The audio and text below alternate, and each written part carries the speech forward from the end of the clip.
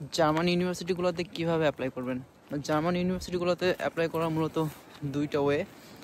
একটা হচ্ছে ইউনি অ্যাসিস্ট নামে একটা অর্গানাইজেশন আছে, ওদের মাধ্যমে। আর একটা ওয়ে হচ্ছে ডিরেক্ট ইউনিভার্সিটি পোর্টাল থেকে।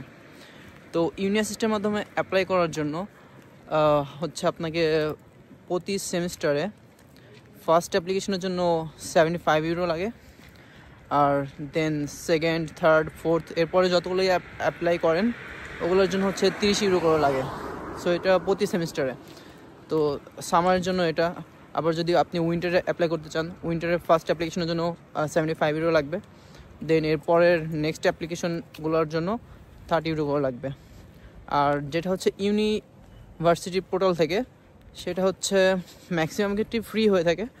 আবার অনেক ইউনিভার্সিটি হচ্ছে এই অ্যাপ্লিকেশন প্রসেসের জন্য আবার পেমেন্ট নিয়ে থাকে।